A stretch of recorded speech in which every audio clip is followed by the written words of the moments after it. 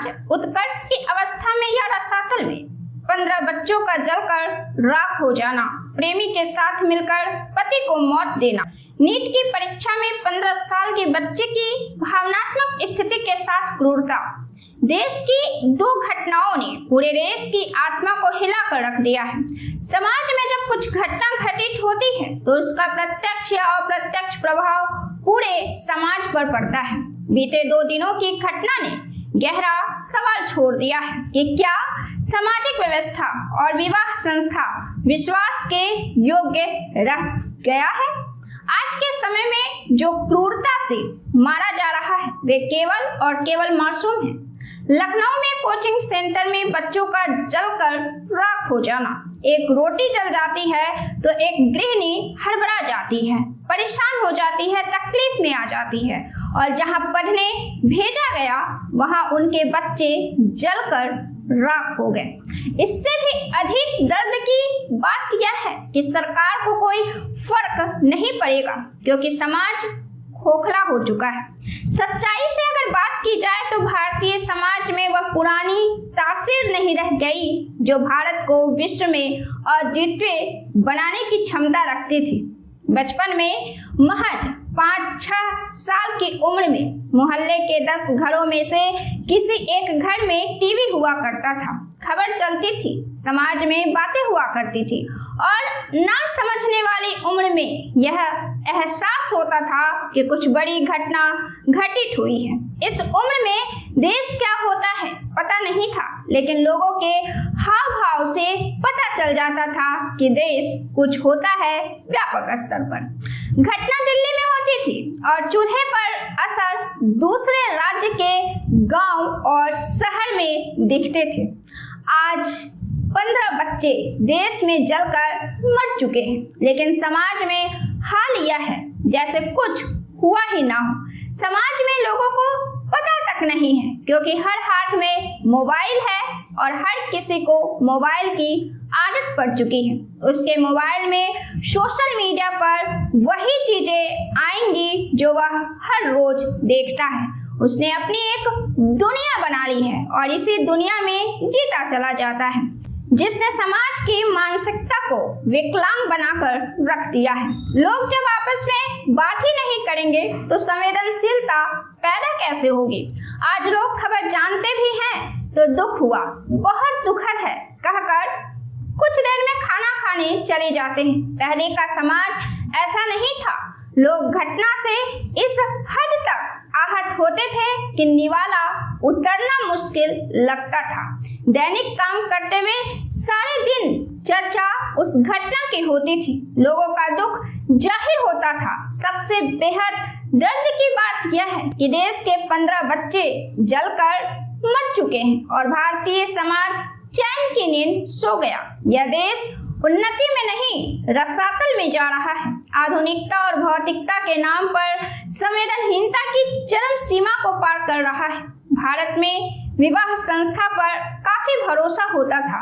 हाँ, दहेज के लिए स्त्रियों की हत्या साधारण बात थी, लेकिन आज भारत की विवाह संस्था विश्वास के योग्य नहीं रह चुकी है। आज विवाह करने वाले 2 युवक युवतियों को खुद सजग रहने की आवश्यकता है, क्योंकि विवाह के बाद मासूम लड़के लड़कियां मौत के घाट उतारी जा रही हैं, सिर्फ और सिर्फ अपने ही जीवन साथी के द्वारा। अगर दहेज की घटना को छोड़ दिया जाए तो 2 परिवार जब अपने अपने बच्चों का विवाह करते थे तो दोनों पति पत्नी को देखकर यह कोई भी कह सकता था कि दोनों एक दूसरे के लिए बने हैं। इस तरह से दोनों परिवार अपने बच्चों के लिए गहराई से सच्चाई से रिश्ते देखते थे। आज समाज में वह गहराई नहीं रह गई है, परिवार में भी गहराई नहीं रह गई है और यही वजह है कि परिवार द्वारा गलत इंसान को चुना जाता है, जिसका खामियाजा मासूम युवक युवतियों को भुगतना पड़ता है। दूसरी सबसे बड़ी बात हमारे समाज में विवाह को लेकर एक कटु सत्य है कि विवाह को सौदा माना जाता है, जबकि विवाह आध्यात्मिक स्तर पर होना आवश्यक है। विवाह 2 आत्माओं का मिलन होता है, लेकिन विवाह के समय अधिकतर लोग, समाज के अधिकतर लोगों के द्वारा इसे सौदे की तरीके से देखा जाता है, जो बाद में जीवन पर भारी पड़ती है। आज सिर्फ रिश्ते पैसे पर बनते हैं और पैसे देखकर तय होते हैं, जबकि दो लोगों के बीच शादी वही सफल है जब दो लोगों की मानसिकता एक हो, उनकी भावना एक हो, दुनिया को देखने की, जीवन को देखने की नजरिया और जीवन का उद्देश्य एक हो, तभी समर्पण की बात बनती है और रिश्ता टिकता है। आज एक गार्जियन के अंदर पहले वाले गार्जियन की तरह गहराई नहीं रह गई है। आप घटना होने के बाद कह सकते हैं कि कैसे देखा जाए कि सामने वाला इंसान क्राइम माइंड का है, वह तो समाज के व्यक्ति की तरह ही सामान्य लग रहा था। समाज में 10 तरह के लोग होते हैं, उसमें से किसी एक तरह का होना एक अलग बात है, और जिसके लिए चुना जा रहा है उसके लिए परफेक्ट होना अलग बात है। और आज एक समाज में कल्चर चल चुका है, प्रेमिका द्वारा अपने ही पति की हत्या करना प्रेमी के साथ मिलकर। मंगेतर सिया ने अपने प्रेमी चेतन चौधरी के साथ मिलकर महज 26 वर्षीय केतन विशाल अग्रवाल को 400 फीट गहरी खाई में धकेल दिया। पहली नजर में अवश्य लड़की क्राइम माइंड की नहीं लगती है, लेकिन यह लड़की केतन विशाल अग्रवाल के योग्य भी नहीं लगती है।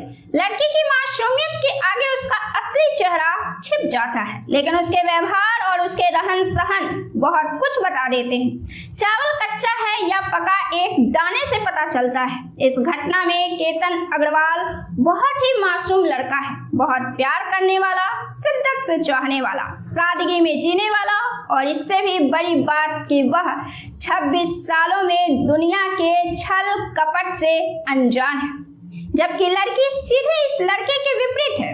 आप एक बार गौर से, फिर से, दोबारा इस नजरिए से इस तस्वीर को देखिए और फिर तय करें कि क्या केतन अग्रवाल और इस लड़की सिया के रहन सहन और व्यवहार मिल रहे हैं।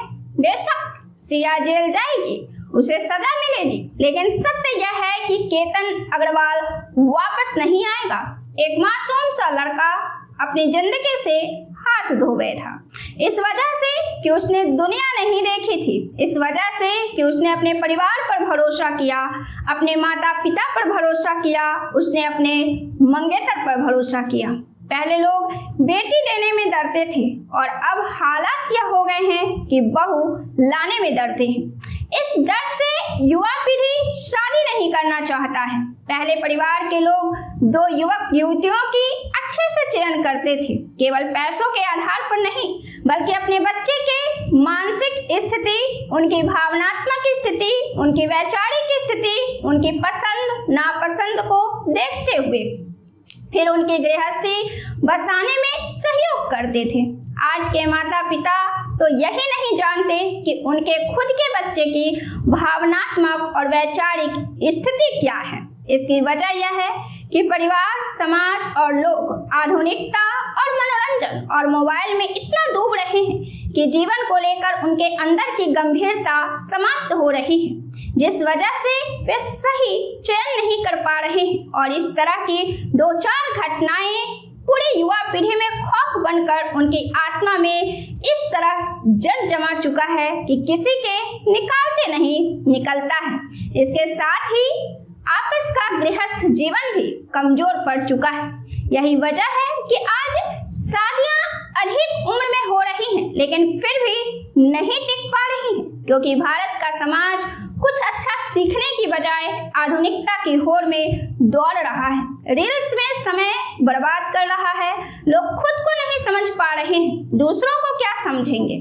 बस एक भीड़ दौड़ रही है और दौड़ते चली जा रही है। मोबाइल के पहले टीवी के समय में गाने चलते थे जो मानसिक सुकून देते थे। गाने आपसी रिश्तों को बेहतर बनाते थे, नृत्य कला के प्रति रुझान पैदा करता था। इस समय के गाने के शब्द भी लाजवाब लिखे हुए करते थे।